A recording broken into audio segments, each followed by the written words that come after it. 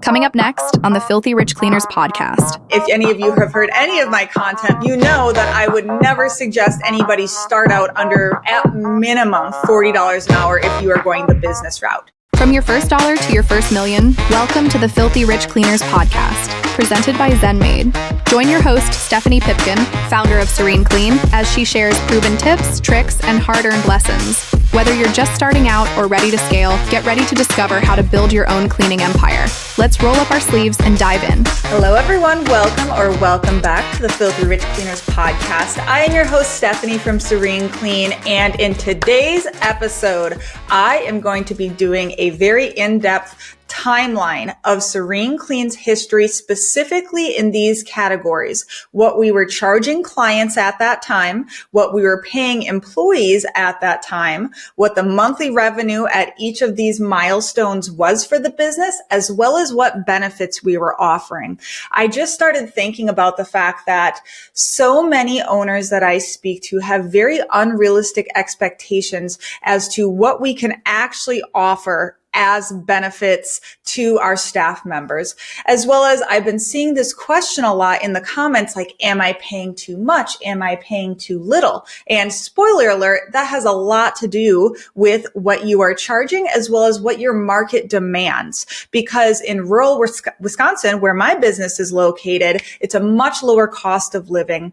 And I'll give you guys some pointers as well on how to, know what to be paying your staff members. And again, we're talking W-2 cleaners, not 1099s, different types of payments here.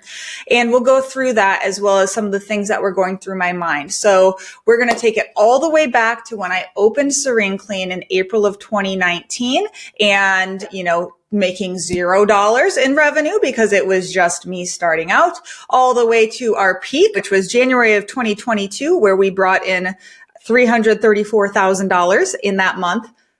Don't get too excited. That was a big giant one-off job that we had added. But as you can see, we've had some revenue fluctuations. So I'm going to talk about all of this and hopefully it's interesting to you guys. So with all that being said, let's get into it. All right. I opened my business in 2019, April, and I opened with the charging rate of $30 per man hour. And I was absolutely terrified that nobody would go for it because in my mind, never having had a cleaner, I was also, a broke 22-year-old.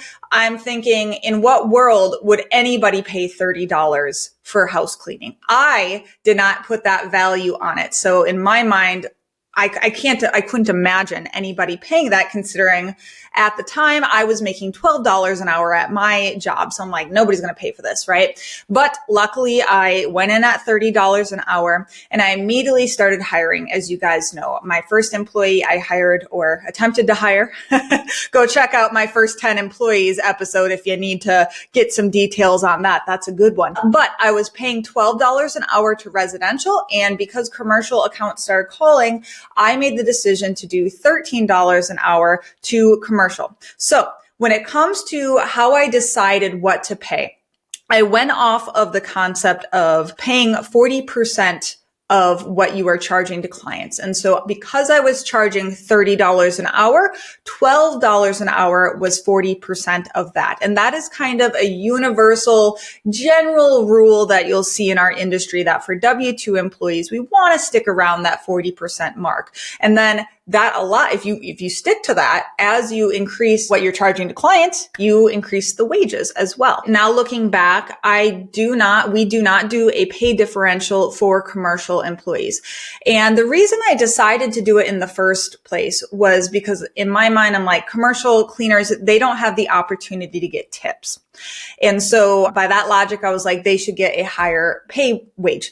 And now, hindsight being 2020, we do not do any type of pay difference for residential versus commercial. One, because so many of our cleaners are hybrid cleaners. And from a tracking standpoint, it would be quite difficult to handle, like, oh, at this job, they're making this much. At this job, they're making this much. But second of all, commercial cleaning is much more physically easy on the body than residential. So I don't think that commercial cleaners should, in theory, make more than residential simply because of the work. Additionally, all of our commercial cleaners want to work the shift that they're working, whether that be evenings, whether that be early mornings, weekends, whatever. Like that's the shift that they desire and what they're coming to us for. So the concept of paying them higher for physically easier work in a shift that they want, I don't think there should be any pay difference. You might disagree. That's totally fine. We have had no issues with commercial versus residential, like having an issue with being paid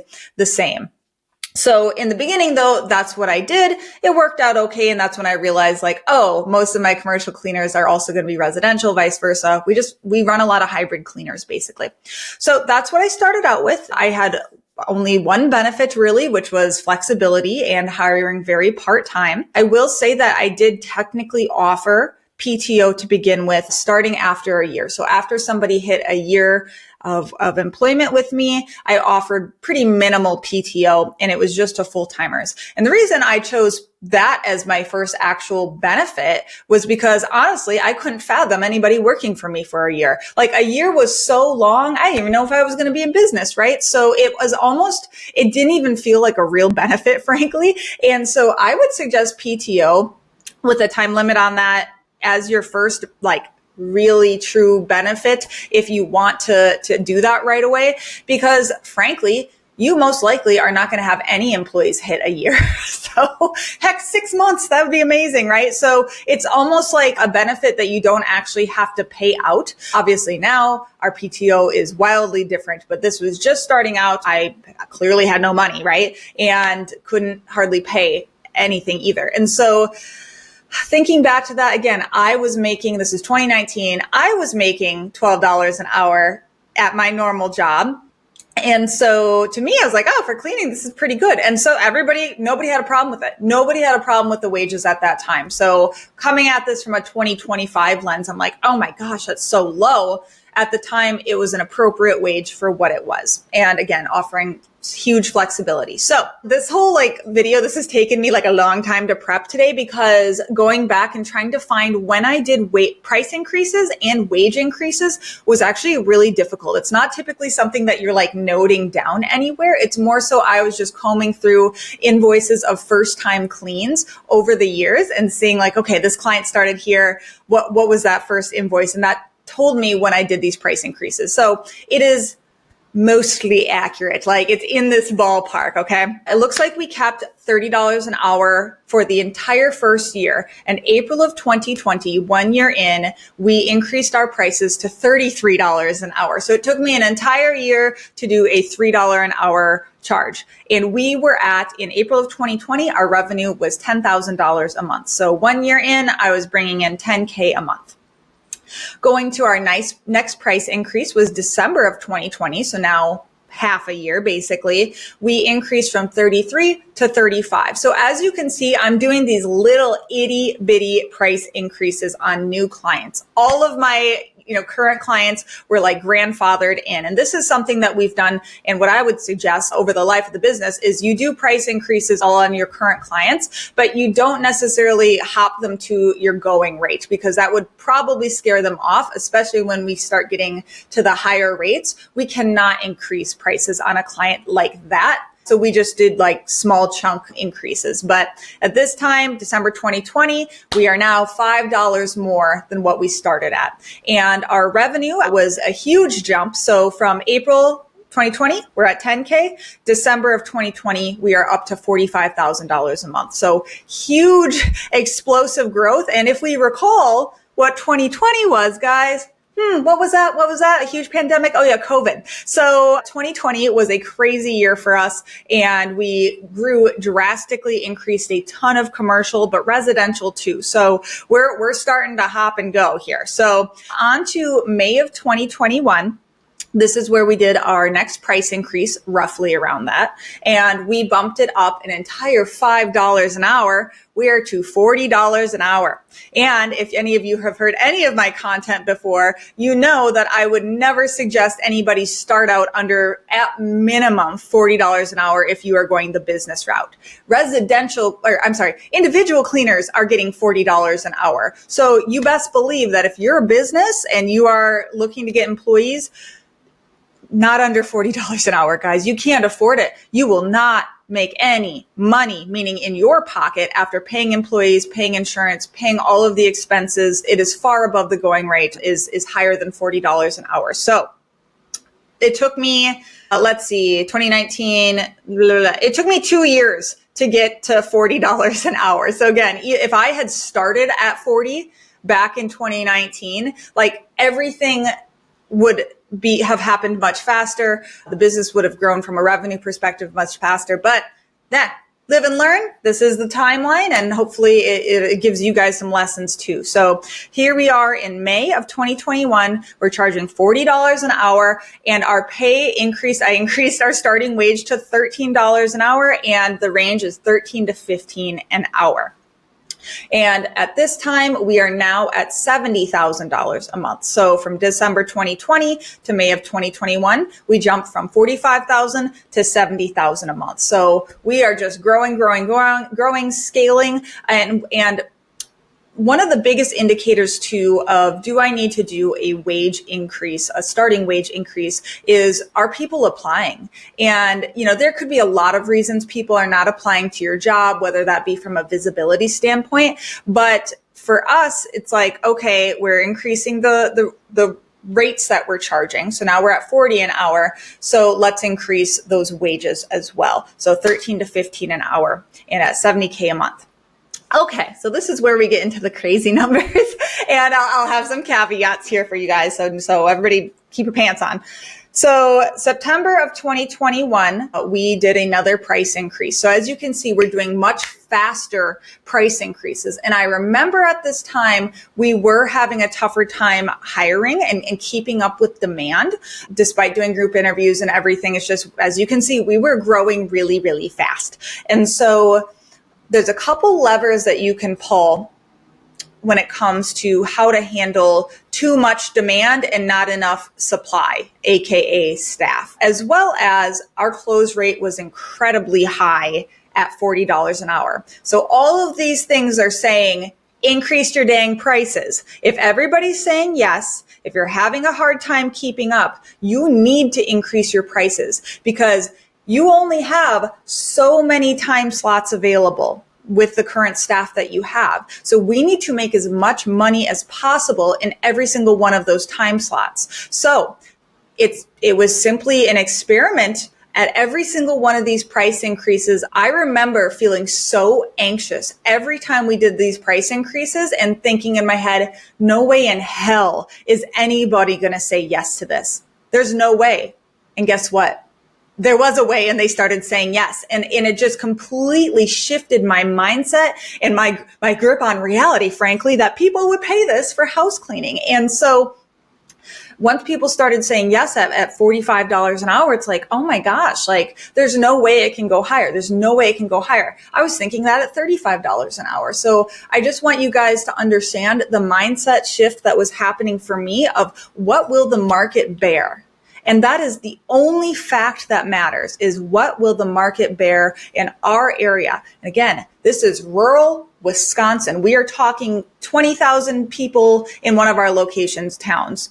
Where I started, Black River Falls, 5,000 people. Our largest city that we serve, La Crosse, 50,000 people. Okay, so keep that in mind when I'm talking about all these numbers, that if you are in a city, an actual city, okay, like think about that. That means that you guys can do even higher because cost of living is so much higher. You got more competition. Yes, that just means you have to work harder at standing out and things like that. But all of that to say, this was happening in very rural Wisconsin of these price increases. So we're at $45 an hour. People are still saying yes.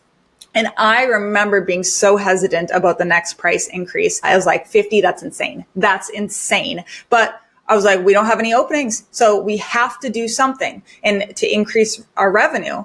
And if we cannot increase the number of spots, we need to increase the average price per appointment. And the only way to do that is keep increasing prices. So the beautiful thing is about price increases, guys, is you literally can throw the numbers out, and if nobody takes it, you bring it back down to where they are saying yes. And I would say give it some time, because it could also be a lot of times it's your sales ability. Can you sell? It's your marketing, it's your branding, it's your follow-up. It's not the actual price that's the problem. It's everything to do with your ability to sell is the actual problem. So you may not be too expensive. You may just not be able to eloquently describe or explain to the clients or the prospective clients, why are you worth that amount of money? And so I know a lot of you guys are saying, like, there's so much cheap competition. Well, there's always going to be cheap competition. We need to be able to show, why are we the price that we are? And obviously I've gone into that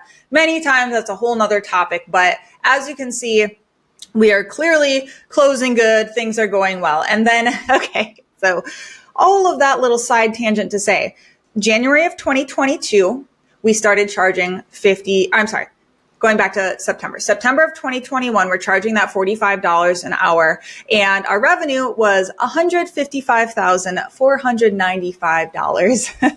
So again, $155,000. And that is because we got that really large government contract that I've described a million times. And so as you can see, that changed things. That changed things just a smidge for us that year. So I did go in and remove that job from our profit and loss and from our reports, so that we can look at what is the normal business doing outside of that big job. So the normal business in September of 2021, we're at $81,000 a month. So still we're going up. So May 2021, we're at 70K. By September, we're at 81K in the normal side of the business. January of 2022, this is where we did the next price increase. This one I was so scared to do, up to $50 an hour. And then we stayed there for quite a long time. And the revenue for that month, January of 2022, as I mentioned, was $334,000.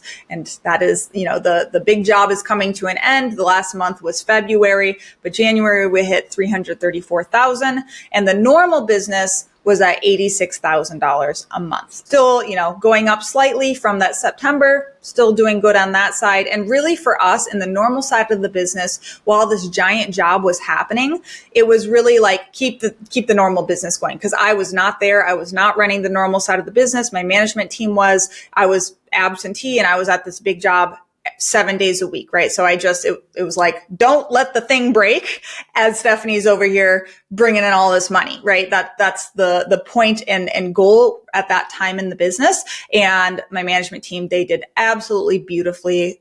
All of the staff did, and were very patient with me as well, because I was losing my mind, but well worth it for the insanity, obviously. Okay. Now we go to April of 2022, and I see that we increased our wages a little higher. So the wage range, I should say. So it went from $13 to $15 an hour. Now we're up to $13 to $19 an hour. And it may have gone up before then. It was hard for me to pinpoint exactly when we made this decision. I'm just going off of the job listings or job posters that we had created that I can find. So it may have been earlier than this, but this is when I can 100% pinpoint this was a real thing. This is also when we added health insurance, dental, and vision. Okay. So it took us 19, 20, 21, 22. Yes, I counted my fingers still. It took us 3 years to add health insurance, dental, and vision. Okay. So stop expecting yourself to be able to afford it in a year, or when you're at $10,000 a month or $20,000 a month. We were at $95,000 a month in revenue. And that is when we were able to feasibly afford health insurance, dental, and vision. And I'm sure we could have done it a little earlier, but I wanted to make sure that it wasn't that giant influx of revenue, because I knew that was going to be gone. And it was, as you saw, we're back to just normal revenue. We still had a great increase, because January to April, we went from 86K to 95K. So we are still like doing really, really well, doing, that big jump again. And that was because we started charging the $50 an hour, still closing very well. But my point being, like, it took us years to be able to add health insurance and things like that. And I will tell you now, looking back years, a lot of our employees do not use our health insurance. It is great to offer it. More so they use our dental and vision because that's much more affordable. But a lot of our staff members, their spouse, their partner has it, or they get it through the state, through a state program. So it's great to offer it. It's quite expensive to offer it. Frankly, I'm pretty sure I turned 26 and that's why we got health insurance, because Stephanie needed health insurance because I was kicked off my parents. So then all of a sudden I actually started looking at it seriously. Yeah. Cause I was going to turn 26 in May. So that's why the business got health insurance, to be frank. And so don't put that pressure on yourself. You probably can't afford it. Okay. So like, what could you offer somebody if not that? And is that even what your staff wants? Is that what your prospective ideal employee actually wants? Okay.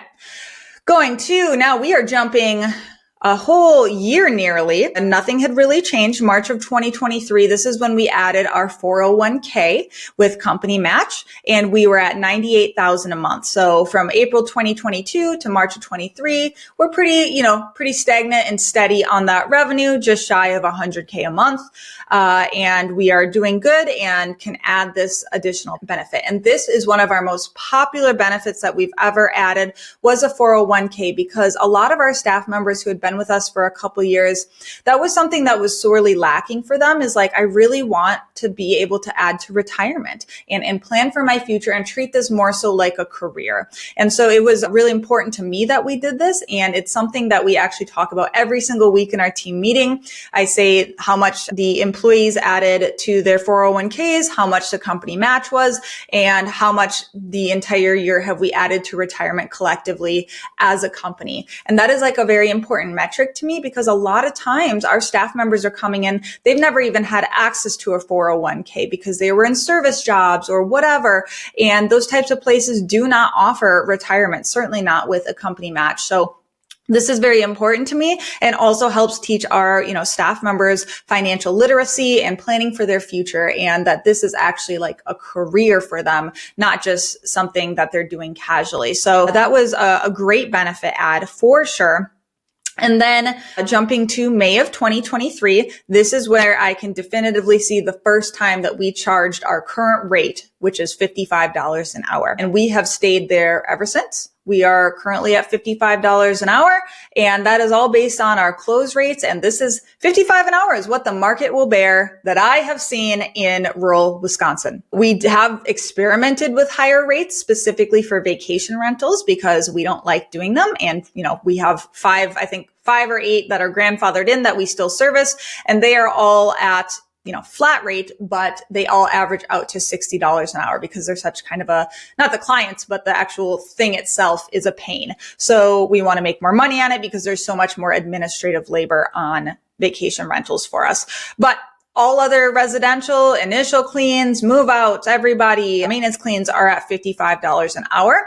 All of our clients have been grandfathered in and price increased to $50 an hour. Yes. So the majority of our clients are now at $50 an hour. Obviously, we have done price increases on the regular clients or the clients that we had already had, not new folks coming in slowly over the years. And so they're not far behind what our new clients are getting in. So it's not that far of a gap. We adjusted that this year, like last month. So April of 2025, we brought all of our current clients that were at $45 an hour. We increased them to $50, had a little bit of a drop, but not too many drops. So yeah, I found that a lot of clients dropped from 40 to 45. And the clients that did were the ones who came in at 30 an hour. So for them, it felt like a huge jump from where they started. And this is another reason we do not want to start so low, because your clients who came in at that low price, when you get them to an appropriate price or what your current market value is,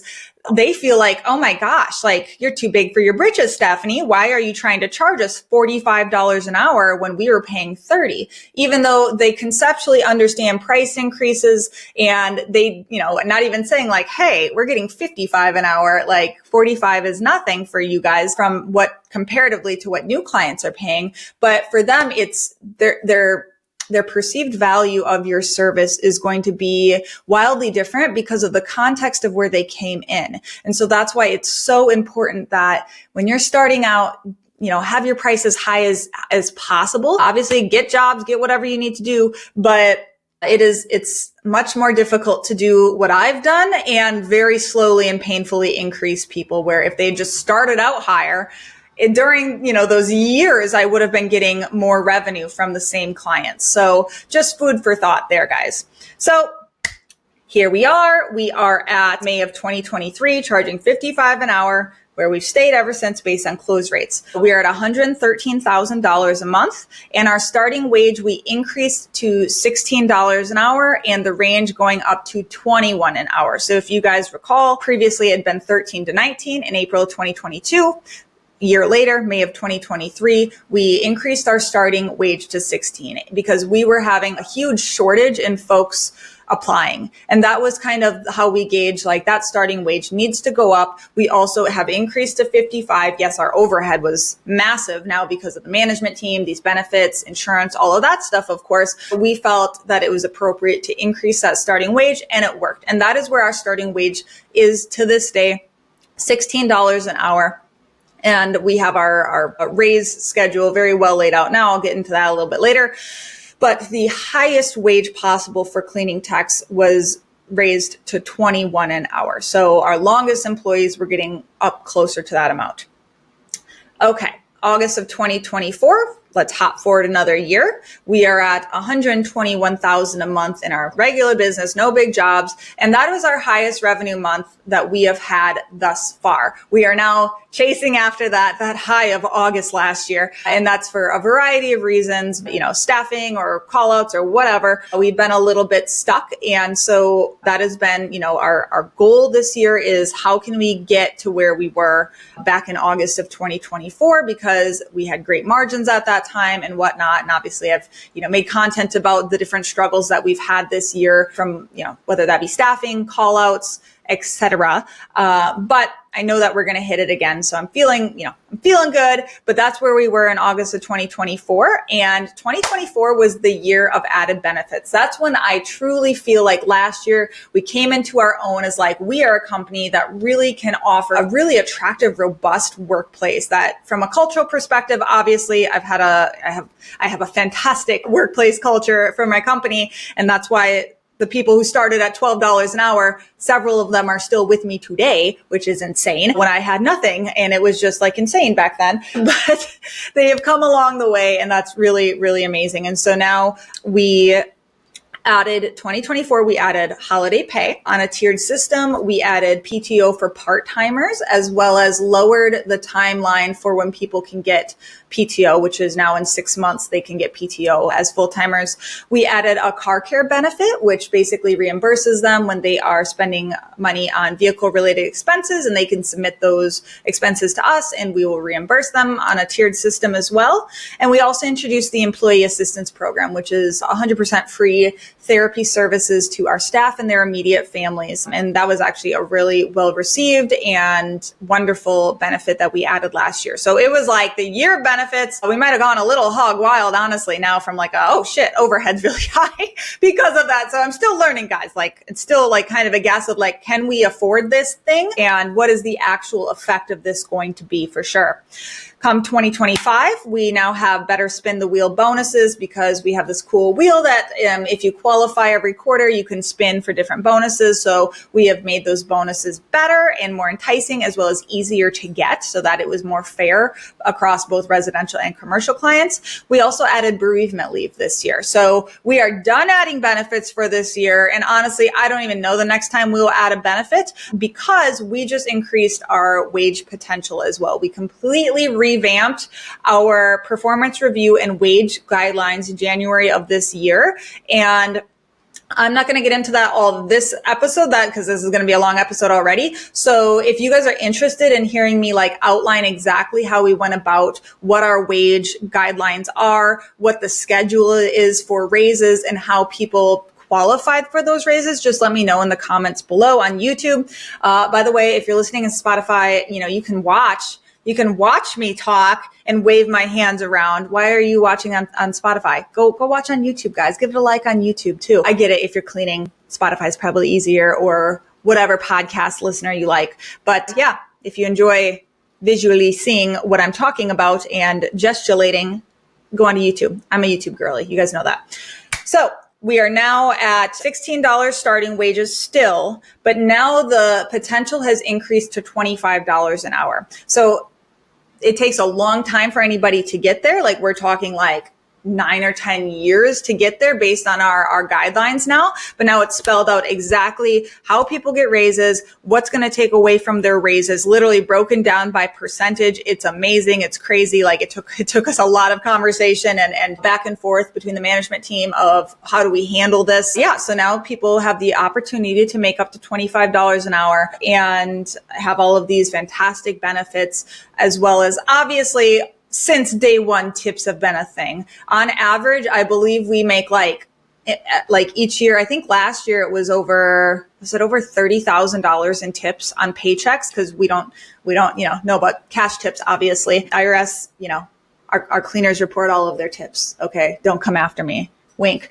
But yeah, so they're getting a lot of tips, as well as significant bonuses. We do very large Christmas bonuses. I do Christmas and July bonuses if the numbers are looking good. So people are getting a lot of bonuses. We every month choose an employee that gets a $100 bill in the mail as well, with a handwritten thank you letter. So there's a bunch of like tertiary perks that we do as well, on top of the great culture. But yeah, as you can see, it's been kind of a wild ride to get from 30 an hour all the way up to our 55 now. And I feel good there. And, if close rates are really, really low, we will bump down to 50 if we feel like we need to close the deal, because we're still making fine margins there. Again, I would say our average cleaning tech is probably making around like $20 an hour, maybe a little less, just because typically most people don't last past like 2 or 3 years, right? 2 years, the 2-year mark seems to be like where we turn over quite a bit, if they can even make it to that. If they can make it past 2 years and they stay, they're probably in it for the long haul, just looking at like our current staff. So that's very interesting to note that, and trying to get to the bottom of like, why do people leave at that time, or why are people leaving in the first year? So always, room to improve, guys, and always like, how can we get this place, this workplace, to be something that people do not want to leave, or why are they leaving? Really, really delving into that. So yeah, it's been quite the journey, as you can see, both from what we charge perspective, from a revenue perspective. If you guys want me to deep dive into any part of this timeline, I would be happy to go into. I know I've kind of just like glossed over 6 years of time, but if there's anything that really piqued your interest of like, okay, tell us about this time, I would be happy to do that and kind of describe what's going on, how many clients we had, et cetera, because I have all of that data, guys. And that is the beautiful thing about utilizing software from the beginning, because you bet your ass I wouldn't be able to tell you all of this if I was not utilizing software properly since day one. All right. QuickBooks Online since day one for our bookkeeping, and that's where we did our invoicing. Obviously, if you use Square or Stripe or whatever, you can do that too. Works fabulously. But this is why I really am a big fan of having all of your invoicing in one place and all of your reporting in one place, because I can just boom, go back to that month and see exactly what was happening. ZenMaid since day one. All right. I can pull my appointments and my clients from that time and say, oh yeah, this is what was happening, blah, blah, blah. This is how many cleaners I had. All of these things are so important to, like, for this now, for me to even discuss this or think about what was happening during that time. If I didn't have this data, it would be, next to impossible. And even just reflecting, like, honestly, I've never laid this information out in this manner. I've looked at the revenue, of course, but I never thought about like, what were we charging and what were we paying? So if any specific time period pops out for you, then just let me know and I'd be happy to talk about it, because there's reasons behind every single thing, whether that be like, hey, I was getting a divorce in, what year was that? 2023. So we didn't want revenue to go up, right? We did not want or 2022. I can't even remember. It's a dark time. It was a dark time. Okay. So we didn't want revenue to go up because that would just increase the value of the business. And we wanted the value of the business to tank, because every dollar that it made was potentially 50 cents taken away from me, my business. Still a little salty about it. Everybody please just get a prenup. Okay, that's all I'm going to say. But yeah, so there was things happening obviously at every time period. And so there is context. It's not just like this perfect, chart that goes like this. It was all over the place. We still have ups and downs. We're, coming off of a bit of a down quarter for sure. So yeah, it's been a wild ride, and I hope that this has been interesting to you. Let me know any questions you have, guys. But yeah, all of this to say, as I said 35 minutes ago, increase your prices. Charge as much as you possibly can, as early as you can, because that gives you the power to be a higher paying employee. It gives you the power to add benefits. It gives you the power to be so generous in your community. All of the things that make, our life and my life rich, filthy rich cleaners, it has to do with higher charging. And the only way you can do that is high quality work. And another spoiler, I'll probably do an episode about this as well. We are going on over 8 weeks of zero complaints, and that is over 1,400 appointments that my team has accomplished and completed without a single complaint. And that's probably, I'm going to put that on my tombstone because it's probably the most proud thing I can possibly think of. Like, that's amazing. That's amazing. 1,400 appointments, zero complaints. And so, as you can see, that has been the guiding light since day one is quality. And all of these numbers that I'm saying, these crazy revenue numbers and whatnot, it's because of the basis of a quality service. And actually, I just went back because I'm making an appreciation video for my staff based on what I just told you. And I'm going to put that on our Facebook for, marketing and just appreciation. And I actually stumbled upon a video that I had recorded and put on our Facebook in December of 2020. And that was when I was charging $35 an hour at $45K a month. And we had our busiest week at that point ever. We had 90 appointments and we had zero complaints. So that was our busiest week at that time, was 90 appointments, and we had zero complaints. And I was so proud. And if I could go back and tell myself hey, in 5 years, you're going to have 1,400 appointments with zero complaints, 8+ weeks, 2 months.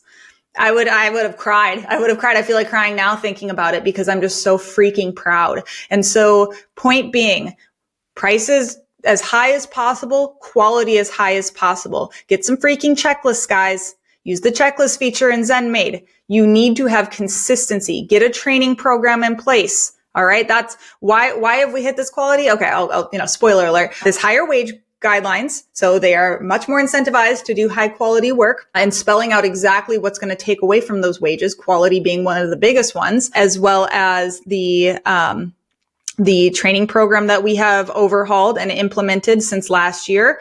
Our training is top notch now. So all of the newbies who would normally get the complaints are not, because they know exactly what they're doing. And finally, we have a psychotically beautiful quality control system in place that is just skyrocketing our quality. So those 3 things being put into place over the last year, we are experiencing the fruits of those labors. And I'd love to go into those more fully in a video if you guys are interested, and let me know. But anyway, as I continue to ramble, this is the longest outro ever. I am a Midwesterner. So if any of you are familiar with a Midwest goodbye, this is exactly what it is. You're experiencing it right now. So let me stop waving and yelling from the car, to you and saying goodbye and just cut it, guys. So I will see you in the next episode. I hope you're having a great day, guys. And yeah, hit that like, hit that subscribe. See you on the next episode of Filthy Rich Cleaners. Bye-bye.